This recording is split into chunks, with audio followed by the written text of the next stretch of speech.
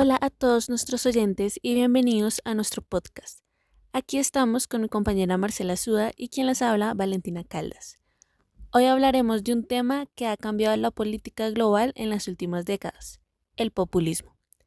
¿Es una amenaza para la democracia o simplemente una nueva forma de gobierno que responde a las necesidades del pueblo?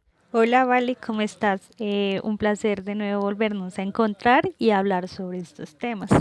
Ahora que mencionas esta palabra populismo, me hace recordar que es una palabra que escuchamos en todos lados y que algunos lo ven como una forma legítima de empoderar a las masas, mientras que otros creen que es solo una receta para el autoritarismo. Para entenderlo mejor, exploraremos su historia, sus características y algunos ejemplos clave. Empecemos. Primero, definamos qué es el populismo. No es una ideología como el liberalismo o el comunismo, sino una estrategia política. Se basa en la idea de que existe un conflicto entre el pueblo puro y las élites corruptas. Bueno, ahora que nos das esta definición, vale también la pena resumir que el populismo se caracteriza por un fuerte discurso que se establece en la dicotomía entre el pueblo y la élite. Esto, como lo señala María Esperanza Casullo, dice que el populismo utiliza narrativas emocionales, creando un vínculo entre los líderes y los seguidores. Pero también recordar que esta idea de definición no es nueva. De hecho, el término populismo viene del siglo XIX, cuando en Estados Unidos surge el Partido del Pueblo o el Populist Party en 1892. Y estos buscaban defender a los agricultores y trabajadores contra los bancos y las grandes empresas. No sé, Vale, si quisieras hablarnos de un poco de lo que pasó en América Latina sobre esto del populismo. Recordemos que en América Latina el populismo se desarrolló con fuerza en el siglo XX. Uno de los primeros líderes populistas fue Juan Domingo Perón en Argentina, que en los años 40 y 50 Perón usó un discurso de defensa de los trabajadores e impulsó derechos laborales, pero también persiguió a la oposición y concentró poder. También tenemos el caso de Getúlio Vargas en Brasil, quien en los años 30 y 40 utilizó políticas populistas para industrializar el país y así mejorar las condiciones de los obreros, aunque al mismo tiempo consolidó un régimen autoritario, se puede decir. A su vez, no olvidemos a Lázaro Cárdenas en México, cuyo gobierno duró entre 1934 y 1940, quien aplicó políticas populares como la expropiación petrolera en 1938 y la reforma agraria, medidas que fueron muy bien recibidas por el pueblo, pero que también aumentaron el poder del Estado.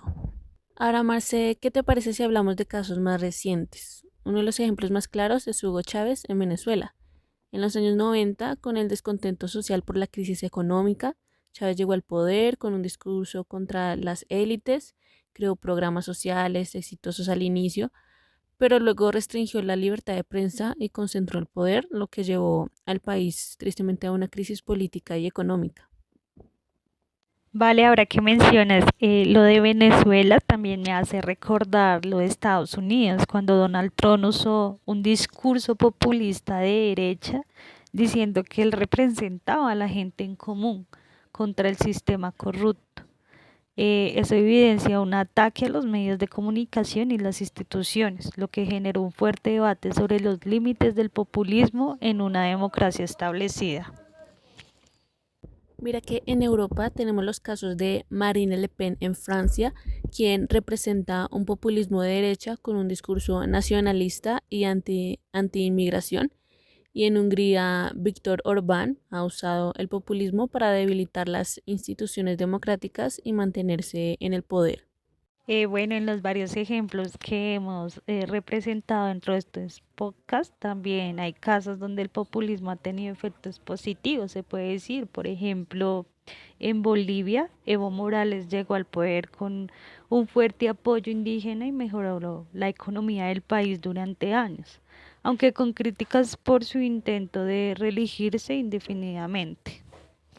Entonces, después de todo esto, la gran pregunta sigue en pie.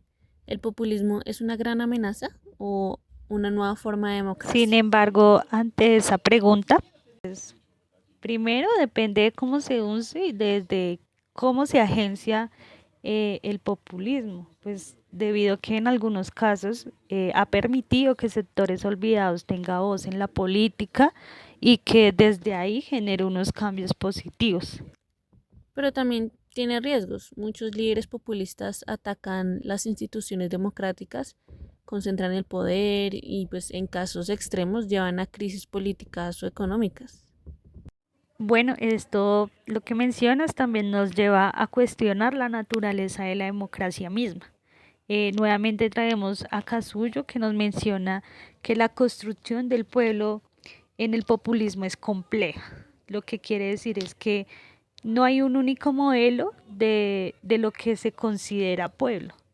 En su lugar, el populismo depende de las injusticias históricas y situaciones específicas que se experimentan.